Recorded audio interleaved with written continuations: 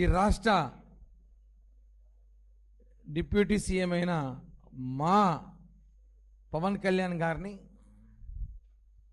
గత 4-5 రోజులుగా కాపుల పేరుతో వైసీపీకి అమ్ముడుపోయిన, వైసీపీ సోషల్ మీడియా కొనుక్కున్న, వైసీపీ రెడ్ల కింద ఊడిగం చేస్తున్న మా దాసరి రాము రెడ్డి గురించి మాట్లాడాల్సిన అవసరం ఎంతైనా ఉంది. మేము అతని గురించి మాట్లాడకూడదు అనుకున్నాం గతంలో కూడా. కానీ కొన్ని సందర్భాల్లో దాసరి రాము రెడ్డి ఎందుకంటున్నానంటే, ఆయన ఒక ఆయన పిఠాపురంలో పంద్యాలు ఛాలెంజ్లు చేసి రెడ్డిగా మారిపోయాడు. ఈయన ఆల్రెడీ రెడ్డిగా మారిపోయాడు అనుకుంటున్నా, అందుకే దాసరి రాము రెడ్డి అని చెప్తున్నా. పవన్ కళ్యాణ్ గారికి పేరు చెప్పుకొని మొన్న ఎన్నికల్లో ఆయన చేసిన ప్రచారం అంతా మనం చూసుంటాం. ఆయన ఏం చేశాడో మనంతా చూసుంటాం.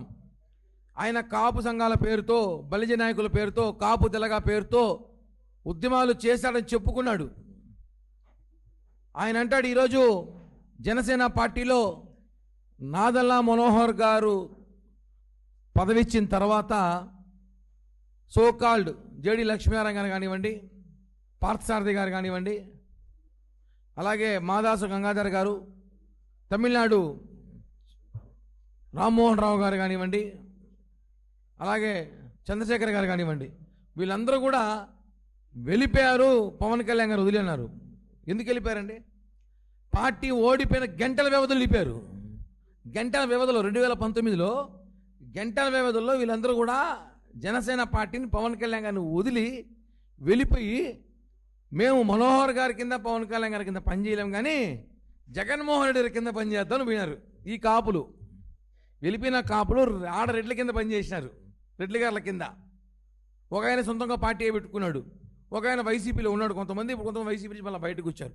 అంటే మీకు అప్పుడు సిగ్గులేదా?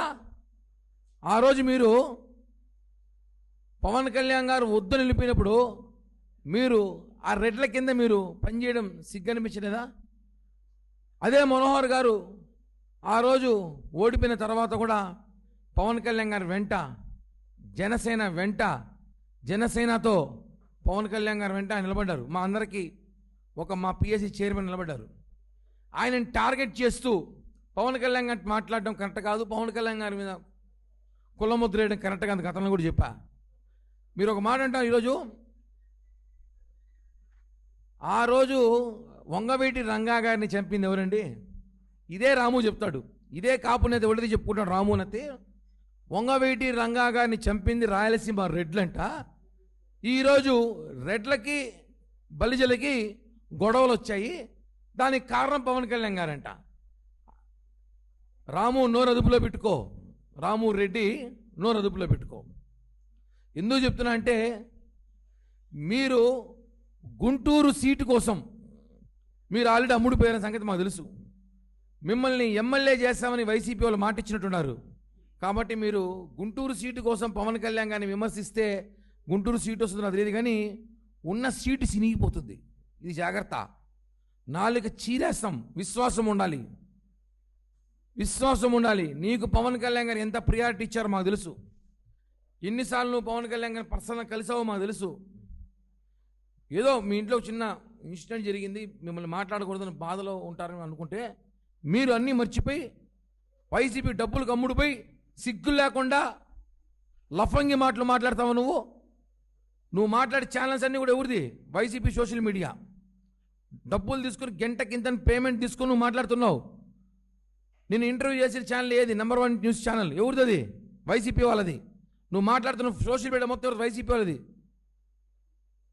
ఈ రాష్ట్రంలో ఓడిపోయిన పార్టీ, తెలంగాణలో ఓడిపోయిన పార్టీ, ఈ రెండు పార్టీలు ఒకటయ్యి పవన్ కళ్యాణ్ గారి మీద మూకుముడి దాడి చేస్తున్నారు. ఆయన అభివృద్ధి చేస్తున్నారు.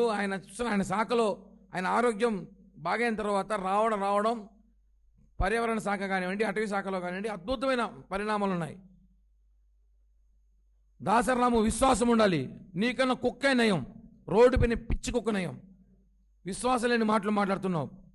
సీరియస్ చెప్తున్నాం, నాలుక చీరేస్తాం. ఇంకోసారి కానీ పవన్ కళ్యాణ్ గారి కులం గురించి మాట్లాడినావంటే ఏమనుకుంటాడో, రోడ్ల పైన తిరుగుతావు, మమ్మల్ని పెట్టుకుంటా నువ్వు బెదిరిస్తున్నావు అనుకో అని చెప్తున్నాం. బెదిరిస్తానే ఉన్నాం నిన్ను. నీకు ఇచ్చిన వాల్యూ వేరు ఇన్ని రోజులు. పోనీలే రాము ఏదో అనేసి అనుకుంటే నువ్వు మా అధినేతను మాట్లాడితే చూస్తుంటావు అనుకున్నావా? ఓటు తీసి కొడతాం ఇక నిన్ను. నువ్వు కాపు ముసుగులో పవన్ కళ్యాణ్ కానీ మాట్లాడితే బట్టలు ఓటు తీసి అంతాం రాము చెప్తున్నాం. ఎందుకంటే మా లిమిట్స్ పవన్ కళ్యాణ్ గారి మీద నువ్వు మాట్లాడే వ్యాఖ్యలు చూస్తున్నాం. రోజు నువ్వు మాట్లాడుతున్న యూట్యూబ్ ఛానల్ కానీ వైసీపీ కండువా వేసుకొని మాట్లాడుకో. ఇంకా అవసరమైతే నువ్వు కాపు ముసుగు కాపులు తీసుకెళ్లి వైసీపీ తాకట్టు పెట్టాలని ప్రయత్నిస్తున్నావు అనుకుంటున్నా. అంబటి రాము పేరులాగా రాష్ట్రంలో ఏమి జరిగినా పవన్ కళ్యాణ్ గారితో మాట్లాడే అవసరం. ఈరోజు సుగాలి ప్రీతి ఇష్యూ ఇస్తుందండి. సుగాలి ప్రీతి వాళ్ళ అమ్మగారికి ఆ రోజు 2019లో 18లో అమ్మాయి చనిపోతే 2020లో కర్నూలు నడి రోడ్డు మీద లక్షలాది మంది బహిరంగ సభ, లక్షలాది మందితో బహిరంగ సభ పెట్టాం.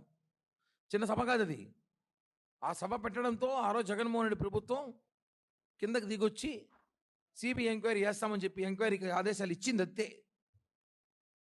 కర్నూలు సిటీ అవుట్స్కట్స్లో 5 ఎకరాల పొలం, ఎకరా ఈరోజు 2 కోట్లు, ఎకరా 2 కోట్లు, 5 ఎకరాల పొలం ఇచ్చింది.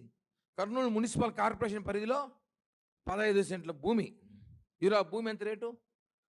మీ ఆయనకి రెవెన్యూ జాబ్ అద్భుతం. ఇవన్నీ ఎవరి వల్ల వచ్చింది? పవన్ కళ్యాణ్ గారు ప్రశ్నించడం వల్ల వచ్చింది.